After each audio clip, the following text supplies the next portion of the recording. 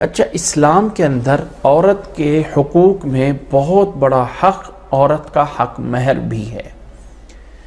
یہ عورت کا حق مہر، یہ جو عورت کا حق مہر ہے، یہ ایک بہت بڑا حق ہے عورت کا۔ ایسا نہیں ہے کہ عورت کے لیے کوئی حق مہر اس کی کوئی حیثیت نہیں رکھتا ہے، بلکہ عورت کے لیے عورت کا حق مہر ایک بہت بڑا عورت کا حق ہے۔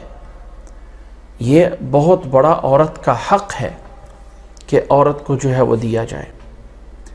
جیسے عورت کو جائیداد میں سے حصہ ملنا چاہیے یا اسے کچھ اور چیز ملنی چاہیے، تو اس کا بڑا حق جو ہے وہ یہ ہے کہ حق مہر اسے ملنا چاہیے۔ اور حق مہر جو ہوتا ہے حق مہر جو ہوتا ہے، اس کو لازم ہے کہ مرد کی حیثیت کے مطابق رکھا جائے۔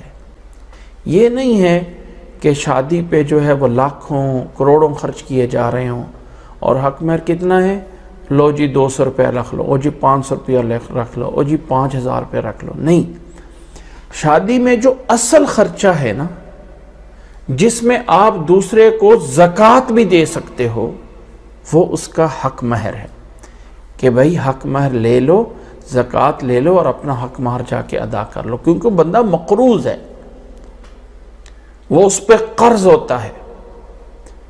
تو حق مہر اصل خرچہ ہے شادی کا، باقی سارے کے سارے فضول خرچے ہیں سوائے حق مہر کے اور ایک ولیمے کے۔ ولیمہ کرنا وہ بھی مرد کی طرف سے ہے، حق مہر دینا وہ بھی مرد کی طرف سے ہے۔ اور ہمارے ہاں کیا ہوتا ہے کہ لوگ بیٹیوں کی شادیوں کے لیے لوگوں سے امداد مانگتے ہیں، میں نے بیٹی کی شادی کرنی ہے، میری ہیلپ کر دو، میری مدد کر دو، فلاں کر دو، فلاں کر دو۔ اور معاشرہ اتنا الٹ بن چکا ہے، اتنا الٹ بن چکا ہے کہ عورت کی شادی کے لیے جو ہے ماں باپ ساری کی ساری زندگی اپنی بیٹیوں کو بہانے کے لیے ان کو رخصت کرنے میں گزار دیتے ہیں۔ ایسا نہیں ہے۔ اسلام میں یہ جو خرچ کرنے والی بات ہے نا، مرد پہ ہے۔ تو اس دور میں جب یتیم بچی کی کفالت کر لی، بڑی ہو گئی، تو اب اپنے ساتھ نکاح کریں گے تو حق مہر، اس کو کیا ضرورت ہے، اس کا تو میں ہی ذمہ دار ہوں، تھوڑا بہت دے دیں گے، بات ختم۔ تو یہاں پہ کمیاں کوتاہیاں ہوتی تھیں، ایسے بہت سارے کیسز آتے تھے، تو اللہ تعالیٰ نے ایک قانون دے دیا، خوشی خوشی دیا، تنگ نہیں کر کے دینا ہے۔ حق مہر مقرر کیا ہے تو عورتوں کو دے دو۔ لوگ جو ہیں حیثیت سے زیادہ حق مہر اپنی بیٹیوں کا رکھوا لیتے ہیں، یہ طے کر لیتے ہیں، ہم جی میری بیٹی کا حق مہر کتنا ہے جی، اس کا 50 لاکھ روپے ہوگا، اس کا جی 1 کروڑ روپیہ حق مہر ہوگا۔ گزشتہ دنوں میں ایک بھائی کا حق مہر جو ہے، ایک عربی کا حق مہر تھا، اور وہ اپنے حق مہر کے لیے مانگ رہا تھا کہ میرا حق مہر جو ہے وہ 90 لاکھ ریال رکھا گیا ہے، اور میری حیثیت اتنی نہیں ہے، اور میری بیوی اس کو معاف بھی نہیں کرتی ہے۔ وہ کہتی میں نے 90 لاکھ ریال حق مہر لینا ہے، تو اللہ کے لیے میری مدد کی جائے۔ افسوس ہے اس بات پہ کہ حد سے گزر جانا یہ بھی جائز نہیں ہے، اور بالکل حیثیت کو گرا دینا کہ 500 اور 500 اور 200۔ اچھا، بات سنا ہے کہ جی 32.5 روپے یا 32.25 روپے رکھنا مہر سنت ہے۔ کوئی سنت نہیں ہے، کوئی سنت نہیں ہے۔ سنت وہ ہے جو حیثیت ہے اس کے مطابق۔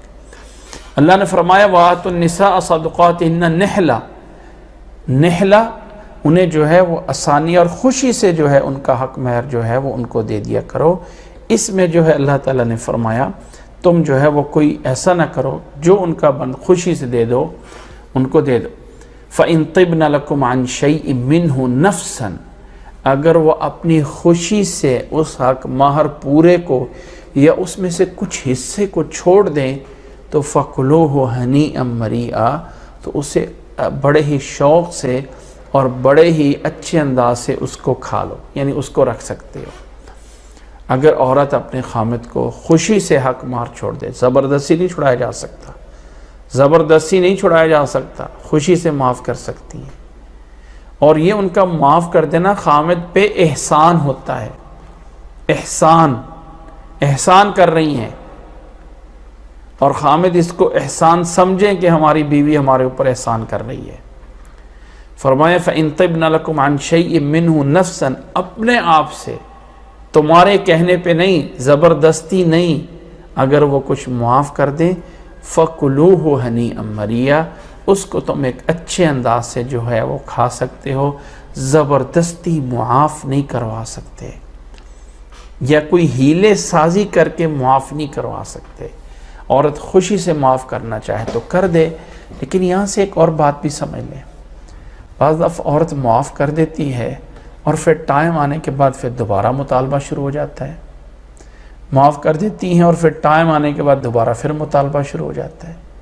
دیکھیں، جب ایک دفعہ معاف کر دیا تو پھر دوبارہ مطالبہ نہ کیا جائے، اور بہتر ہے کہ معاف نہ کریں، بہتر ہے کہ معاف نہ کریں. یہاں پہ ایک سمجھ لیں کہ عورت کے، بیوی کے کھانے پینے، اس کے کپڑے اور اس کی رہائش کا ذمہ دار خامد ہے. یہ خامد کی ذمہ داری ہے کہ بیوی اور بچوں کو گھر دے.